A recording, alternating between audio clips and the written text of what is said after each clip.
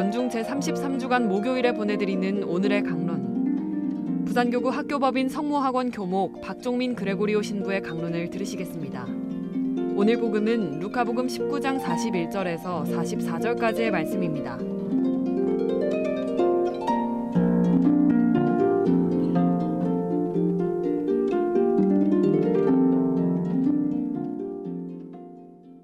그때 예수님께서 예루살렘에 가까이 이르시어 그 도성을 보고 우시며 말씀하셨다. 오늘 너도 평화를 가져다 주는 것이 무엇인지 알았더라면. 그러나 지금 내 눈에는 그것이 감추어져 있다. 그때가 너에게 닥쳐올 것이다. 그러면 너의 원수들이 내 둘레에 공격 축대를 쌓은 다음 너를 에워싸고 사방에서 조여들 것이다. 그리하여 너와 내 안에 있는 자녀들을 땅바닥에 내동댕이 치고 내 안에 돌 하나도 다른 돌 위에 남아있지 않게 만들어 버릴 것이다. 하느님께서 너를 찾아오신 때를 내가 알지 못하였기 때문이다. 오늘 복음에서 예수님은 예루살렘을 보고 우시며 오늘 너도 평화를 가져다 주는 것이 무엇인지 알았더라면 이라고 하셨다고 합니다. 예수님이 만일 지금 이 세상에 오셔서 예루살렘을 보셨다면 아마도 이때보다 더 많은 눈물을 흘리셨을 것 같습니다. 예수님께서 2000년 전에 평화를 가져다 주는 것이 무엇인지 모른다고 한탄하셨던 그 도시는 지금 전 세계에서 가장 심각한 전쟁을 치르는 나라의 중심입니다.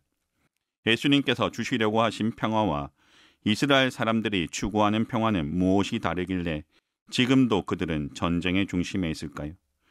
지금 이스라엘에서 전쟁이 일어나고 있는 이유는 팔레스타인의 공격 때문이 아니라 이스라엘이 힘없는 사람을 억압하고 분리했기 때문입니다. 팔레스타인은 이스라엘의 건국과 함께 예수님 이후 2000여 년 동안 살던 땅을 빼앗긴 사람들입니다. 그 땅이 하느님께서 약속해 주신 땅이든 아니든 그 땅에 오랜 기간 동안 살아온 사람들이 있다면 그들과 더불어 살아야 합니다. 하지만 이스라엘 사람들은 그들을 자기들과 철저하게 분리했고 그들의 고난을 빼앗았습니다. 그러다가 심지어 3미터 높이의 벽을 만들어 그들을 가자지구, 서안지구 안으로 가두어 버렸습니다. 경제적 활동이나 문화 활동도 제한했습니다. 땅 뺏기고 돈 뺏기고 문화도 빼앗긴 사람들이 가만히 있겠습니까? 어쩌면 팔레스타인 사람들은 마지막 발악을 했는지도 모릅니다. 하지만 이스라엘 사람들은 그들의 도발에 대화로 응하지 않고 팔레스타인 사람들을 없애버리겠다고 선언했습니다.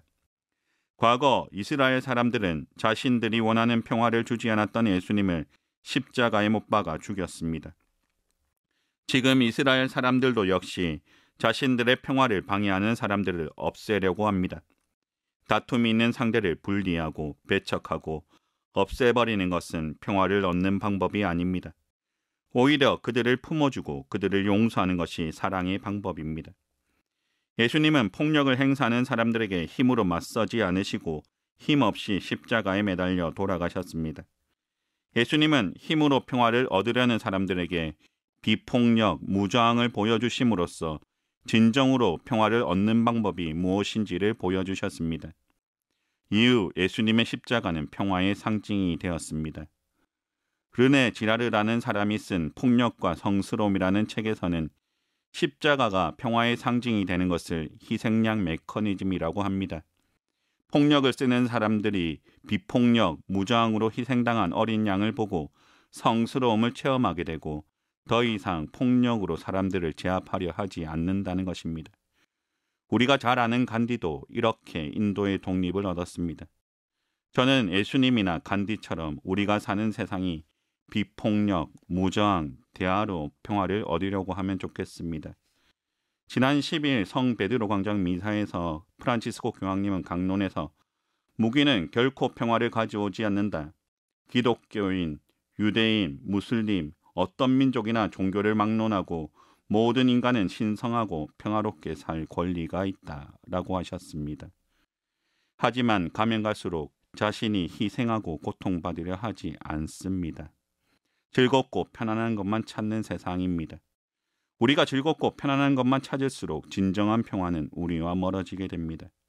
오늘 하루 세계의 평화를 위해서 함께 기도해 주시면 좋겠습니다.